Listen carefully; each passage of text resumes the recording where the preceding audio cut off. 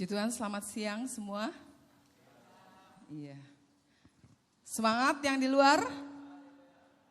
Semangat ya, semua kita bersemangat karena orang yang bersemangat bisa menanggung dan segala masalahnya. Amin. Iya. Bapak Ibu saudara yang kasih, kita tahu bahwa selama pandemi COVID-19 ini kita diajar satu pembelajaran, ya kan? Kita diajar untuk hidup bersih. Sekarang kita kemana-mana harus cuci tangan, harus pakai hand sanitizer, pakai masker. Masuk rumah juga harus cuci tangan, ya kan? Biasanya makan pun enggak cuci tangan. Sekarang saudaraku, ya setiap saat kita cuci tangan. Kalau kita enggak mau cuci tangan, orang rumah ya pada bawel, cuci tangan, mandi dan lain-lain. Semua harus bersih karena kita takut tertular dengan virus corona ini. Iya, itu satu hal yang baik sekali. Kita memperhatikan kebersihan secara tubuh kita karena itu dapat menjaga kesehatan kita. Tapi saudaraku, ada yang lebih penting saudaraku, bahwa kita juga harus memperhatikan kebersihan di dalam hati kita. Amin. Jangan kita sampai sibuk bersih-bersih lahiriah, tapi kita lupa untuk membersihkan hal-hal yang kotor dari dalam hidup kita. Lukas pasal 12 ayat 1 sampai 2 kita akan baca bersama-sama. Yang di luar juga kita akan baca bersama-sama dengan tertib, supaya kita dapat mendengar suara kita sendiri dalam mengucapkan firman ini. Semua dapat kita baca bersama-sama 2, 3. Sementara itu beribu-ribu orang banyak telah berkerumun sehingga mereka berdesak-desakan. Lalu Yesus mulai mengajar pertama-tama kepada murid-muridnya, katanya, waspadalah terhadap ragi, yaitu kemunafikan orang Farisi.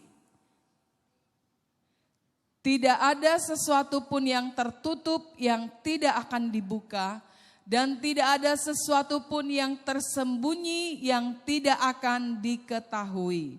Ya. Suatu saat Yesus berada di tengah kerumunan orang banyak, saudaraku, dikatakan beribu-ribu orang mengikuti Yesus berdesak-desakan, tetapi hal yang kita perhatikan di sini, Yesus mengajar hanya kepada murid-murid, ya. Dia tidak mengajar kepada orang banyak yang mungkin waktu itu ikut karena simpatisan senang kepada Yesus. Tetapi Yesus mengajar lebih lagi kepada murid-murid. Saya berharap yang di luar dan di dalam pada saat ini datang beribadah adalah seorang murid. Amin. Seorang yang mau belajar firman Tuhan dan mau bertumbuh, mau diubahkan. Itulah seorang murid. Saya berharap tidak ada satupun di sini yang simpatisan, yang datang hanya karena ya tidak enak karena ini hari Minggu dan lain-lain ya. Tapi memang benar-benar di saat ini kita mencari Tuhan karena kita punya hati yang haus dan lapar. Hati seorang murid yang mau terus belajar dan mau melakukan kebenaran itu dalam hidup kita. Nah, apa yang Yesus ajarkan kepada murid-murid, saudaraku? Di situ dikatakan, waspada terhadap ragi kemunafikan orang Farisi. Kita harus berhati-hati, dikatakan oleh Yesus sendiri bahwa kita harus berhati-hati terhadap ragi kemunafikan orang Farisi. Nah, di dalam Matius pasal 6 ayat 5 dan 6, di situ juga Yesus banyak berbicara tentang kemunafikan orang-orang Farisi. Ya, Bapak Ibu bisa baca di rumah lebih jelas. Atau kita baca saja Matius pasal 6,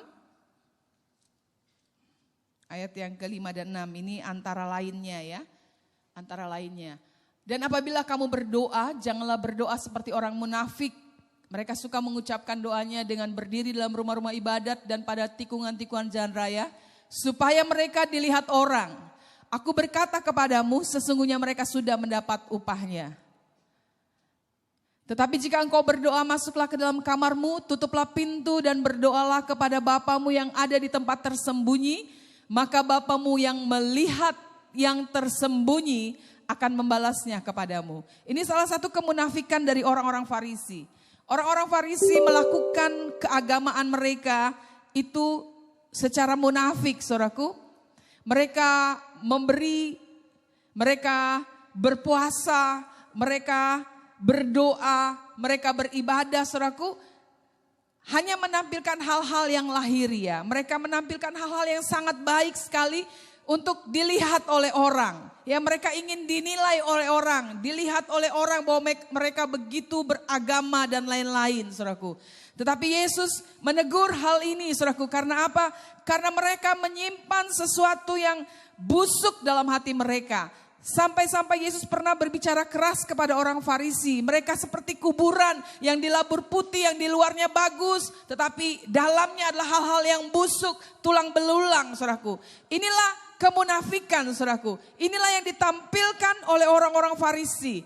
Mereka beragama, mereka menampilkan cara hidup yang sepertinya sangat baik dan beragama. Tetapi dalam hati mereka memiliki dan menyimpan kebusukan-kebusukan di hati mereka. Ada satu kata yang sangat menarik di sini, saudaraku, dalam ayat yang kedua. Dikatakan tidak ada sesuatu pun yang tertutup yang tidak akan dibuka. Dan tidak ada sesuatu pun yang tersembunyi yang tidak akan diketahui. Firman Tuhan datang kepada kita. Tidak ada yang dapat kita sembunyikan dari Tuhan. Suatu saat Tuhan akan buka semua, saudaraku. Ya, tidak ada sesuatu yang kita tutupi selama ini yang bisa kita simpan dengan baik selama ini mungkin. Dan sampai hari ini tidak ada yang tahu tentang apa yang kau simpan. Tetapi firman Tuhan datang kepada kita. Semua itu akan diketahui. Tidak ada sesuatu pun yang tertutup tidak akan dibuka. Nah, saudaraku, pada akhir zaman ini, saudaraku, jangan sampai kita terjebak dengan satu jebakan kelihatan, ya, tanda kutip kelihatan. Hari-hari ini, saudaraku, kita melihat bahwa apa yang ditampilkan oleh orang-orang, saudaraku, kelihatannya baik. Ya, saudara bisa lihat di sosial media, Instagram, Facebook, apapun sosial media yang digunakan. Banyak kali kita lihat, wah itu mesra banget ya fotonya ya. Wah, apalagi kalau lagi ulang tahun, HW-an, mesra banget fotonya di ini ya kan. Seneng banget ya, tapi kelihatan. Kadang-kadang kita mendengar kabar, wah dia ribut, dia cerai, dia mau cerai dan lain-lain, saudaraku. Kita cuma lihat mesranya dari luar, dari foto dan lain-lain ya kan. Tapi kita tidak melihat ke dalam rumah tangga mereka yang sebenarnya. Kita melihat apa, saudaraku? Oh, orang itu kayaknya dia orang kaya ya kan. Perlente, modis dan lain-lain ya kan. Berpakaiannya luar biasa. Tapi itu kelihatan. Dari cara dia ngomong kayaknya dia memang orang kaya deh, orang keren deh. Banyak tuh anak-anak muda tertipu dengan penampilan-penampilan seperti itu ya kan. Cakep, keren ya kan, kaya lagi, punya mobil dan lain-lain. Ternyata cuma kelihatan. Ya, ternyata saudaraku semua adalah hutang, kredit dan lain-lain, pinjaman ya kan.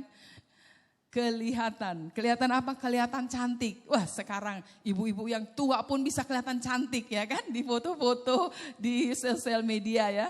Yang umur 70-80 bisa kelihatan kembali muda, cantik sekali saudaraku. Kelihatan. Tapi saudaraku waktu bertemu dengan yang aslinya, seringkali kita bilang, wah gak sesuai ya dengan yang di foto. Di foto cantik sekali, gak ada satupun jerawat ya kan. Gak ada satupun, wah mulus sekali. Barang kita ketemu yang asli, loh kok jerawatan ya, kok mukanya gitu ya. Kelihatan. Ini satu jebakan saudaraku. Nah jangan sampai saudaraku, kita terjebak dalam jebakan kelihatan ini, ya. Kelihatannya ibadah, ternyata main HP ya saudara. Katanya baca Alkitab pakai HP saudara ya. Ternyata main game, WA-an dan lain-lain. Kelihatannya kusuk ya kan dalam ibadah. Ternyata dia ada sesuatu yang lain. Jadi ada banyak yang tampak kelihatan tidak sesuai dengan yang aslinya saudaraku. Tidak sesuai dengan yang sebenarnya. Nah hari-hari ini saudaraku, inilah gaya hidup yang sedang ditampilkan. Itu sebabnya Yesus bicara keras, hati-hati dengan ragi kemunafikan. Tanpa kita sadari seringkali saudaraku kita terjebak dengan hal ini. Kita mau menampilkan hal-hal yang baik, yang dinilai orang baik tentang diri kita saudaraku. Tapi sebenarnya saudaraku ya, dalam hati kita ada sesuatu yang kita simpan dan sembunyikan dengan rapat-rapat. Amsal 28 ayat 13 dan 14. Kita baca bersama-sama. Yang mau membaca ya, sama-sama silakan. 2, 3. Siapa menyembunyikan pelanggarannya tidak akan beruntung. Tetapi siapa mengakuinya dan meninggalkannya akan disayangi. Kemudian ayat 14. Berbahagialah orang yang senantiasa takut akan Tuhan. Tetapi orang yang mengeraskan hatinya akan jatuh ke dalam malapetaka. Nah saudaraku, firman Tuhan dengan jelas mengatakan kepada kita, orang yang menyembunyikan pelanggarannya akan celaka, saudaraku, yang tidak mau mengakui. Apa yang kita sembunyikan, saudaraku, atau yang kita tutupi dalam hidup kita, itu akan menentukan akhir hidup kita. Ya. Apa yang kita sembunyikan atau kita tutupi dalam hidup kita, itu akan menentukan akhir hidup kita. Dan Amsal menegaskan kembali hal ini saudaraku. Bahwa orang yang menyembunyikan pelanggarannya itu akan mendapat celaka. Kenapa saudaraku? Karena ketika orang menyembunyikan sesuatu, pelanggaran, dosa, kebusukan dalam hatinya. Dia menyimpannya rapat-rapat saudaraku. Untuk menutupinya supaya orang tidak tahu, biasanya dia melakukan kebohongan, ya kan?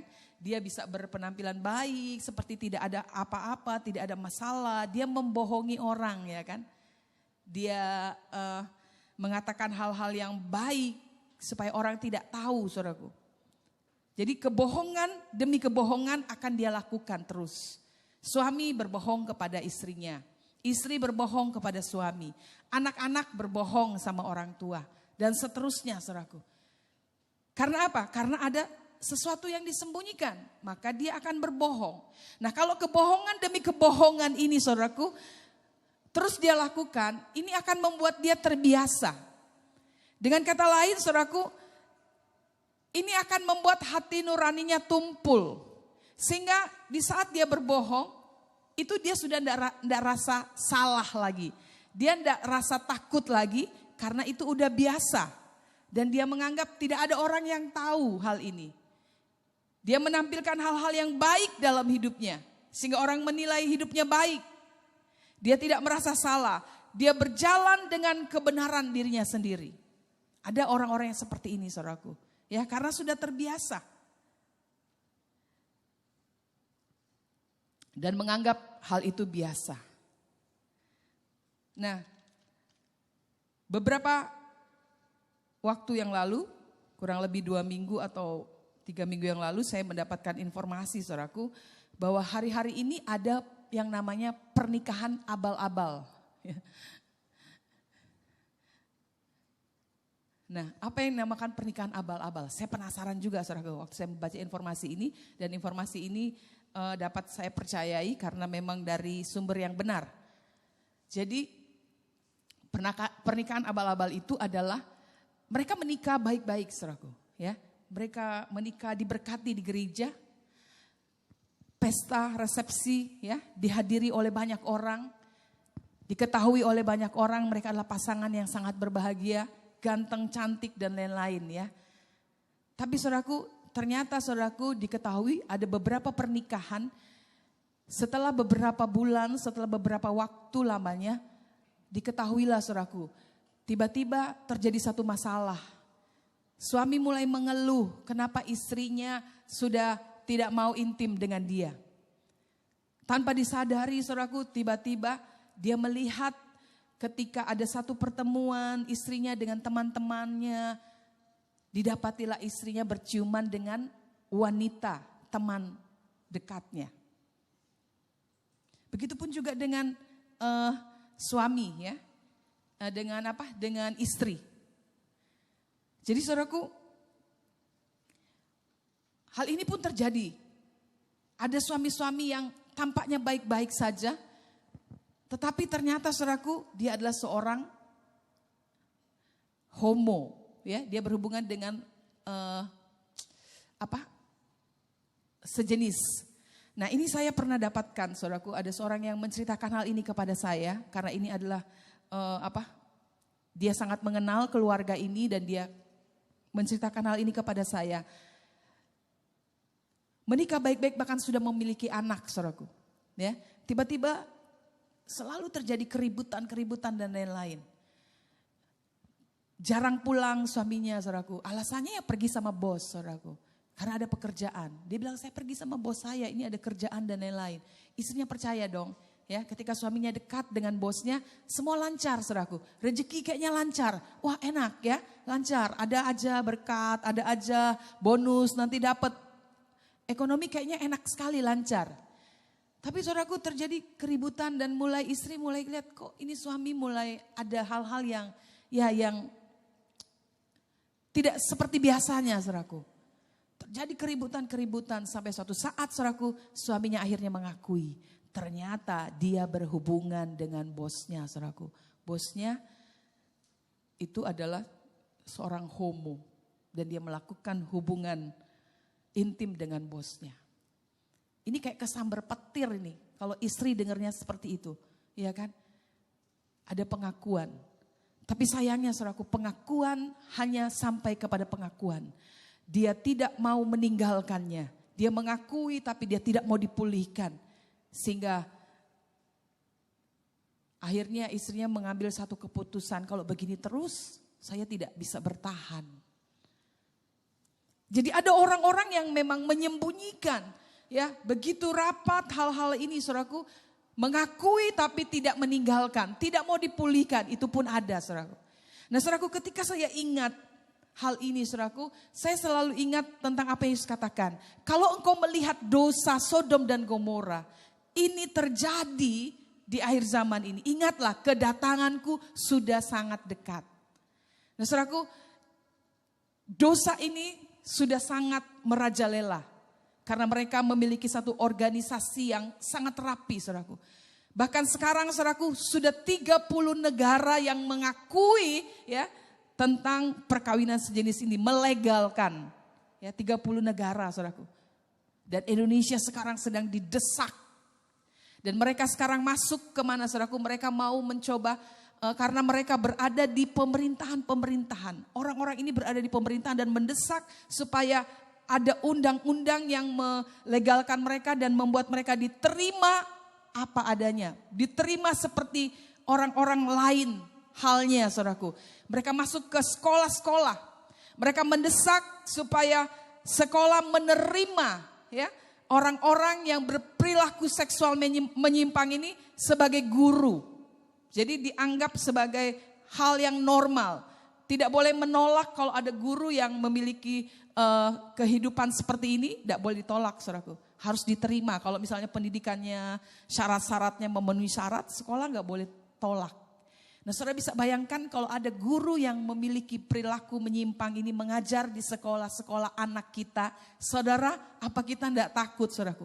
Paham-paham yang apa yang ada di dalam kehidupannya itu akan diajarkan sehingga anak-anak muda sekali menerima bahwa itu hal yang biasa. Hal yang tidak berdosa lagi, saudaraku. Berapa banyak kita lihat kejadian-kejadian orang-orang yang seperti ini yang tadinya tidak pernah diketahui berada di sekolah-sekolah. Mereka lah yang melakukan pelecehan-pelecehan kepada anak-anak di sekolah. Mengerikan sekali, saudaraku, ketika pelecehan sudah terjadi kepada anak-anak kita. Itu merupakan satu trauma yang sangat besar dan bisa menyebabkan dikatakan anak itu juga akan menjadi predator. Anak itu ketika bertumbuh dia akan juga menjadi seorang yang berperilaku seksual menyimpang dan kemudian memangsa lagi orang-orang lain dan anak-anak kecil yang lain. Ini sangat mengerikan sekali karena kita lihat dosa ini terus bekerja, saudaraku, dosa ini terus masuk dalam kehidupan manusia. Dan berapa banyak orang-orang yang mempunyai perilaku seperti ini menyimpan rapat-rapat dalam hidupnya. Dan dia berperilaku baik sekali, saudaraku. Dia berperilaku seperti orang normal pada umumnya. Dan kita tidak pernah tahu bahwa dia ada di sekitar kita. Itu sebabnya saya selalu ingatkan kepada pasangan-pasangan anak-anak muda yang mau menikah, saudaraku.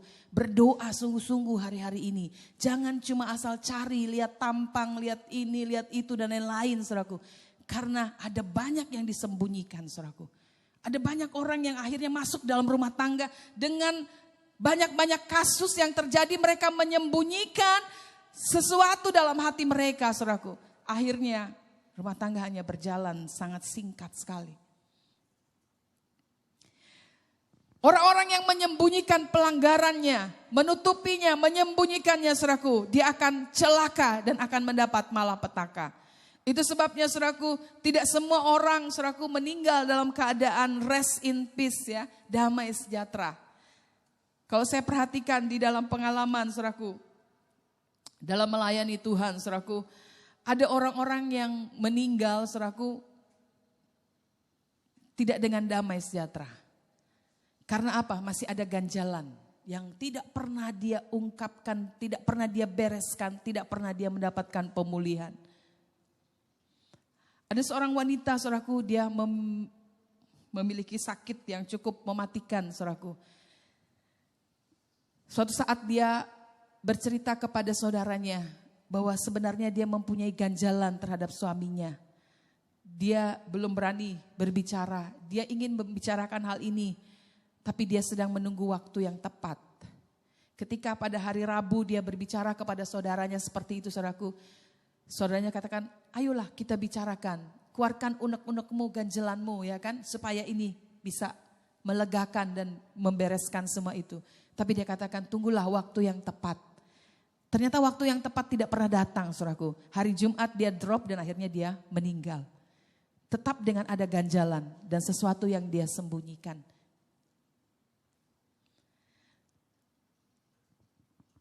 Saya mengenal seorang bapak, saudara. Tahu tentang seorang bapak. Bapak ini baik, saudaraku.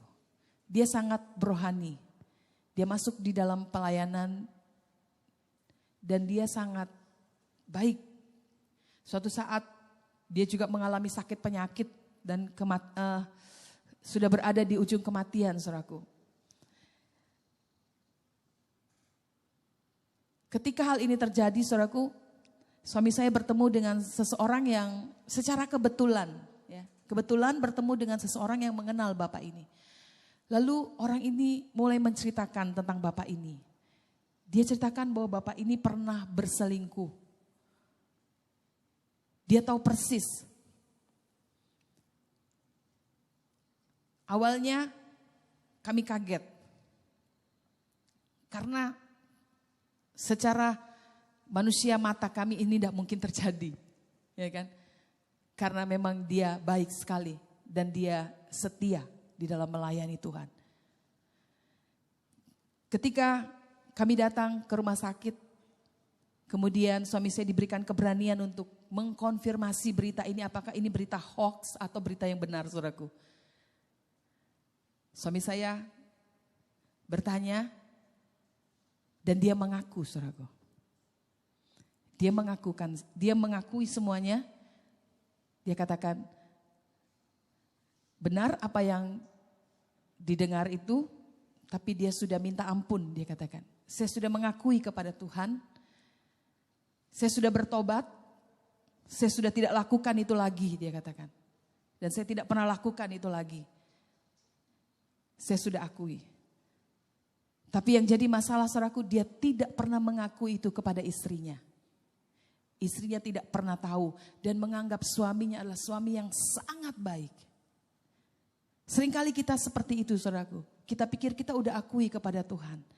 Tetapi kita tidak pernah mengakui kepada orang yang bersangkutan. Kita tetap sembunyikan hal itu.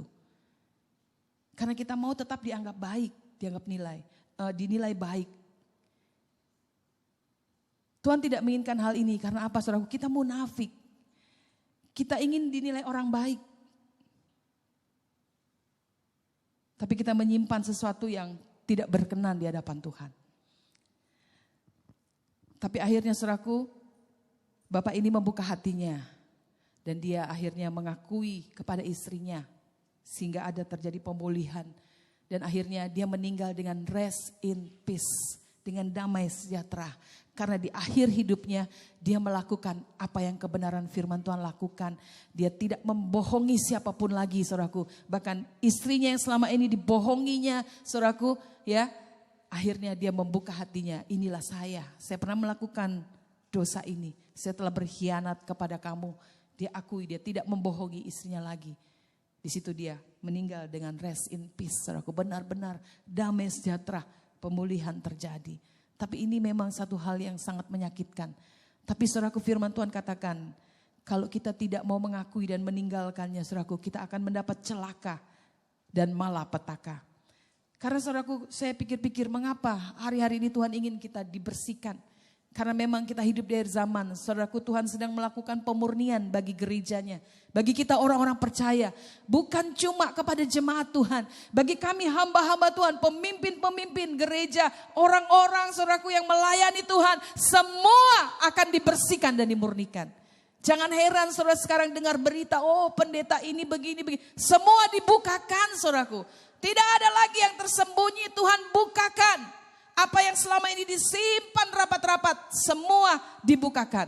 Karena firman Tuhan katakan, tidak ada yang tertutup yang tidak akan dibuka. Tidak ada sesuatu pun yang tersembunyi yang tidak akan diketahui. Lebih baik saudaraku, kita cepat mengakui dan meninggalkannya daripada kita mendapatkan celaka saudaraku. Kalau kita berpikir hari-hari ini, seperti yang saya katakan tadi saudaraku, hidup kita ini sekarang ya selangkah dengan maut. Kita ini sekarang harus terbiasa hidup dengan virus ini ya kan. Sebenarnya virus ada di mana-mana saudaraku. Tapi ini virus cukup mematikan. Dulu mic ini saudaraku dipakai beberapa orang pun ya. Tidak masalah. Sudah ludah-ludah di sini saudaraku ya. Kita salaman dan tidak masalah saudaraku. Tapi sekarang saudaraku, wah sedikit apapun yang pernah dipegang orang harus kita lap ya kan. Harus kita cuci dan lain-lain ya. Kita hidup dengan sangat takut sekali saudaraku. Ya, ada kalau kita lihat akar masalahnya apa saudaraku? Akar masalahnya karena kita takut mati, ya kan?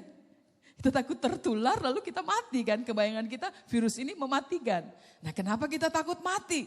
Banyak kali orang percaya padahal ketika kita mati, firman Tuhan katakan, mati menjadi satu keuntungan bagi kita. Ya, ada jaminan keselamatan yang Tuhan beri. Ada surga, ada tempat yang indah yang Tuhan beri buat kita. Tapi kenapa kita begitu takut dengan kematian? Nah mungkin ada sesuatu yang kita sembunyikan, kita belum siap saudaraku. Ya, kita masih menyembunyikan dan menyimpan hal-hal yang tidak berkenan di hadapan Tuhan dengan begitu rapat. Sehingga kita tidak siap menghadapi kematian ini. Nah saudaraku, saya katakan tadi kita sepertinya tidak bisa terhindar dari virus ini. Virus ini tetap ada saudaraku ya. Karena dia memang sudah ada dalam dunia ini dan terus dikatakan bermutasi ya kan. Ada ya kabar lagi sekarang bisa lewat udara katanya itu hoax saudaraku ya. Macam-macam. Tapi virus ini ada di sekitar kita. Ada orang-orang yang ya di rumah aja saudaraku udah gak kemana-mana ya kan. Udah cuci tangan tiap hari saudaraku ya. Udah gak pernah pergi kemana-mana hampir berbulan-bulan ini. Sayur datang dikirim dan lain-lain. Tapi kok bisa kena juga COVID itu ya kan. Mulai ditelusuri, oh dari tukang sayur, nanti dari ini, dan macam-macam saudaraku ya. Ya gak bisa dihindari.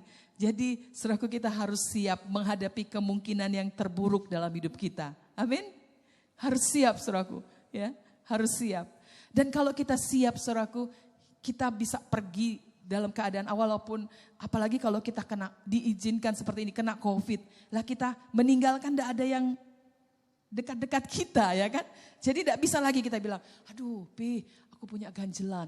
Walaupun napas kita masih, aku kesel sama kamu. Nah, masih bisa ngomong. Tapi ini kalau kena COVID saudaraku, saudara tidak bisa lagi ketemu orang-orang yang dikasihi ya kan. Nah gimana kalau kita masih menyimpan ganjalan-ganjalan, menyembunyikan sesuatu. Kita hidup dengan kebohongan selama ini. Jadi sekaranglah saatnya. Kalau COVID ini kita diajar untuk bersih-bersih secara jasmani. Mari sekarang kita bersih-bersih secara rohani juga. Ya kita imbangi. Di masa-masa ini kita mulai melakukan pembersihan. Kita mulai memeriksa kehidupan kita saudaraku. Apa yang masih tersembunyi, yang kita simpan rapat-rapat, yang tidak pernah kita akui, Tuhan katakan itu akan terbuka. Jadi lebih baik kita akui, kita bereskan, kita pulihkan, kita minta didoakan. Kalau itu dosa, kita minta didoakan supaya kita terlepas dari ikatan-ikatan dosa itu. Ada 2 contoh dalam Alkitab, dalam Yosua pasal 6, saudaraku, Yosua pasal 6 ayat yang ke-18 dan 19. Di situ ada satu perintah Tuhan kepada bangsa Israel ketika bangsa Israel akan berperang melawan kota Yeriko. Tuhan menyerahkan kota Yeriko kepada bangsa Israel dan Tuhan perintahkan kepada Yosua, bila mereka sudah memasuki dan menduduki kota ini, mereka tidak boleh mengambil ya barang-barang yang dikhususkan oleh Tuhan. Dalam ayat yang ke-18 dikatakan, Yosua pasal 6 ayat 18, tetapi kamu ini jagalah dirimu terhadap barang-barang yang dikhususkan untuk dimusnahkan. Supaya jangan kamu mengambil sesuatu dari barang-barang yang dikhususkan itu. Setelah mengkhususkannya. Dan dengan demikian membawa kemusnahan atas perkemahan orang Israel dan mencelakakannya. Ayat 19. Segala emas dan perak serta barang-barang tembaga dan besi adalah kudus bagi Tuhan. Semuanya itu akan dimasukkan ke dalam perbendaharaan Tuhan. Nah saudaraku, Tuhan sudah kasih tahu perintah kepada orang Israel. Jangan ambil barang-barang ini karena barang-barang ini dikhususkan oleh Tuhan untuk perbendaharaan rumah Tuhan. Ketika mereka berperang ya dan merebut kota Yeriko, mereka berhasil saudaraku melawan kota Yeriko yang sangat besar itu. Sekarang mereka berhadapan dengan satu kota kecil yang bernama kota Ai. Yosua mulai perintahkan kepada orang Israel, kita harus perangi kota Ai karena ya kota ini harus direbut. Kota ini kotanya yang punya penduduk sangat sedikit dibandingkan dengan kota Yeriko. Sehingga Yosua hanya mengirim tentara yang tidak cukup besar saudaraku menyerang kota Ai. Tapi apa yang terjadi? Tentara-tentara bangsa Israel itu kalah. Banyak yang mati saudaraku, mereka lari, mereka kembali ke perkemahan. Bertemu dengan Yosua. Mereka mengalami kekalahan. Yosua bingung, dia mikir, Yeriko kota yang besar, itu bisa hancur, bisa kalah. Karena pertolongan Tuhan. Tuhan, kota Ai ini kota yang sangat kecil sekali, kenapa kami kalah? Yosua mencari hadirat Tuhan, Yosua berdoa, berpuasa, dia katakan, dia cari Tuhan, apa yang terjadi? Tuhan katakan, kumpulkan semua. Karena ada yang melanggar apa yang kukatakan. Ternyata saudaraku ada seorang dari bangsa Israel yang bernama Akan dikatakan. Dia mengambil barang-barang yang dikhususkan oleh Tuhan itu. Dan dia menyembunyikannya. Ada yang disimpan di tanah, ada yang disimpan di kemah. Bersama dengan keluarganya dia menyembunyikan itu. Dan ternyata saudaraku pada hari itu Tuhan bukakan kepada Yosua. Si Akan ini saudaraku dan keluarganya menyembunyikan barang-barang yang dikhususkan oleh Tuhan. Itulah yang menyebabkan Tuhan tidak menyertai orang-orang Israel ini. Mereka menyembunyikan hal-hal yang dilarang oleh Tuhan. Sesuatu yang tidak berkenan di hadapan Tuhan. Apa yang terjadi saudaraku? Akhir hidup keluarga ini mengalami celaka dan binasa. Akan bersama dengan seluruh keluarganya mati saudaraku. Mengalami kebinasaan. Tapi berbeda saudaraku di dalam Yosua pasal 2. Yosua pasal 2 ayat 4 dikatakan. Yosua pasal 2 ayat 4. Tetapi perempuan itu telah membawa dan menyembunyikan kedua orang itu. Berkatalah ia, memang orang-orang itu telah datang kepadaku, tetapi aku tidak tahu dari mana mereka. Ayat yang ke-9. Dan berkata kepada orang-orang itu, aku tahu bahwa Tuhan telah memberikan negeri ini kepada kamu, dan bahwa kengerian terhadap kamu telah menghinggapi kami, dan segala penduduk negeri ini gemetar menghadapi kamu. Saudaraku, ketika Yosua mau menyerang kota Yeriko, diutuslah 2 orang utusan untuk mengintai kota ini saudaraku. Supaya tahu strategi apa yang ada di kota itu. Dan kedua orang ini saudaraku mampir ke rumah penginapan seorang wanita yang bernama Rahab. Apa yang terjadi saudaraku? Kedatangan orang Israel diketahui oleh orang-orang di Yeriko dan melaporkan kepada raja. Kemudian raja mengirimkan tentara yang cukup besar untuk menggeledah rumah Rahab saudaraku. Tetapi apa yang dilakukan oleh Rahab? Rahab menyembunyikan kedua utusan Yosua ini. Dia sembunyikan, saudaraku. Sehingga akhirnya dikatakan apa? Akhirnya Rahab dapat diselamatkan. Kenapa, saudaraku? Rahab berani berkorban nyawanya sendiri. Ya, dia bertaruh nyawa menyembunyikan dua orang ini. Karena dikatakan Rahab pernah mendengar berita tentang Allah Israel. Rahab bilang, aku udah dengar siapa Allahmu.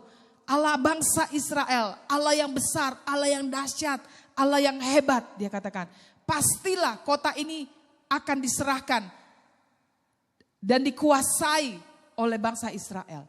Jadi Rahab sudah mendengar satu berita tentang Allah yang besar itu, Allah yang hidup dan berkuasa itu.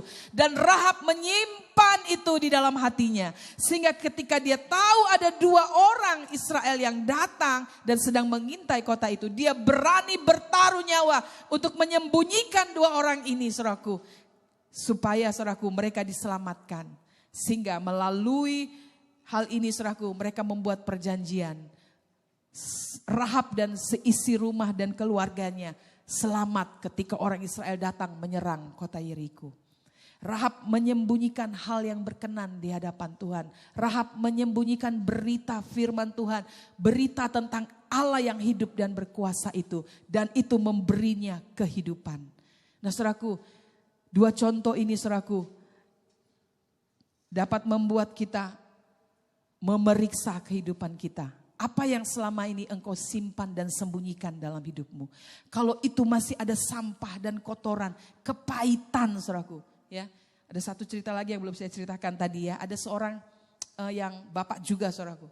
Di akhir hidupnya dia masih punya nyawa, napas. Sudah mau meninggal, saudaraku. Ya, orang Kristen. Saya nggak bicara orang yang di luar Tuhan. Jadi orang Kristen, orang percaya. Sudah berkumpul anak-anak semua, saudaraku. Kemudian kami juga sudah hadir di situ. Ada sesuatu yang terjadi, tiba-tiba ada seseorang yang datang mau masuk bertemu dengan bapak ini. Tapi anak-anak mulai teriak-teriak. Gak boleh masuk dia, gak boleh masuk, gak boleh masuk katanya. Dia gak boleh masuk karena dia orang yang paling dibenci sama bapak saya. Bapak saya sudah bilang sampai mati pun orang itu gak boleh ke rumah ini. Saudara, ya, jadi ketahuan ternyata bapaknya menyimpan kepahitan kepada saudaranya, saudaraku. Ya, sampai udah mau mati, saudaraku, sudah mau mengembuskan nafas, enggak mati-mati memang, lambat sekali matinya, saudaraku. Ternyata kepahitan masih disimpan rapat-rapat, tidak mau dibuang, tidak mau diakui. Ya sudah, saudaraku, ya kasihan, meninggalnya dengan cara seperti itu dan disaksikan oleh orang banyak. Jadi, saudaraku, coba kita periksa hidup kita. Masih ada apa yang kita simpan dan sembunyikan. Kalau kita bersih-bersih secara tubuh lahiriah kita, mari. Sekarang waktunya kita bersih-bersih. Tuhan katakan, aku sedang melakukan pembersihan ini. Mari kita bersihkan hidup kita. Kita terbuka di hadapan Tuhan. Apa yang kita sembunyikan, rapat-rapat kepada suami kita, kepada istri kita, kepada anak-anak kita. Anak-anak kepada orang tuamu. Buka. Katakan, akui, tinggalkan itu. Minta, doakan. Orang tuamu doakan engkau, kalau engkau melakukan satu dosa, akui itu. Suami, pasangan, suami, istri, akui. Minta doakan, minta berkat. Ya, memang itu menyakitkan, saudaraku, ketika ada pengakuan. Tapi ketika ada pengakuan dan keterbukaan, kita akan dipulihkan. Selama masa hari-hari yang Tuhan beri, kita hidup dengan satu kebahagiaan, kita hidup dengan satu kemerdekaan, sehingga kita siap, saudaraku, kapan saja Tuhan memanggil kita, kita bertemu dengan Tuhan kita, dengan sukacita, saudaraku, karena kita bertemu dengan penebus kita, penolong kita, menyelamatkan hidup kita bersukacita, saudaraku, kapanpun itu, kita sudah siap. Mari kita bangkit berdiri.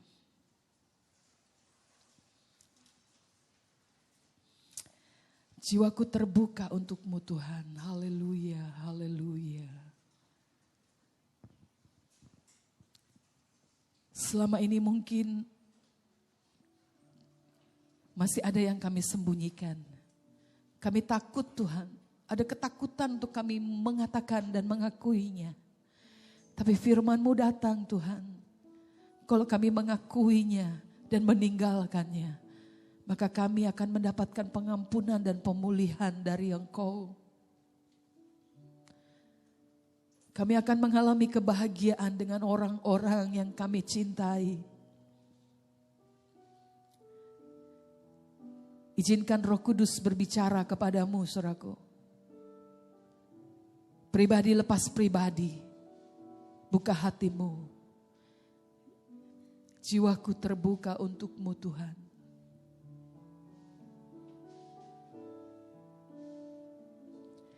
Jiwaku terbuka untuk-Mu Tuhan. Selidiki, nyatakan segala perkara. Singkapkan semua yang terselubung, supaya ku layak di hadapan-Mu Tuhan. Jiwaku terbuka untuk-Mu Tuhan. Amin. Amin, Yesus. Amin Tuhan. Amin Yesus. Kasih-Mu sangat besar dalam hidup kami Tuhan. Amin. Amin Tuhan. Layani. Amin. Jiwaku terbuka untuk-Mu Tuhan. Jiwaku terbuka untuk-Mu Tuhan. Selidiki, nyatakan segala perkara. Singkapkan semua yang terselubung. Amin Yesus. Supaya ku layak di hadapan-Mu Tuhan. Terima kasih Tuhan Yesus. Kasih-Mu sangat besar Tuhan. Engkau tidak suka kami hidup munafik. Kami menampilkan hal-hal yang baik, tapi dalam hati kami ada kebusukan. Ada hal-hal yang kami sembunyikan di hadapan-Mu Tuhan. Ada hal-hal yang tidak mau kami akui di hadapan Tuhan Yesus, orang-orang di sekeliling kami. Kami membohongi mereka Tuhan. Ampuni kami Tuhan. Hati kami terbuka bagi Engkau siang ini. Kami mau dibersihkan Tuhan. Kami mau dipulihkan Tuhan. Kami mau membuang segala kebusukan, kotoran, hal-hal yang kami sembunyikan dalam hati kami. Kami mau menyimpan hanyalah kebenaran firman-Mu Tuhan. Kami mau simpan firman-Mu yang akan memberi kami kehidupan. Kehidupan untuk selama-lamanya Tuhan. Kami serahkan hidup kami ke dalam tangan-Mu Tuhan. Terima kasih banyak Bapa. Dalam nama Yesus Kristus.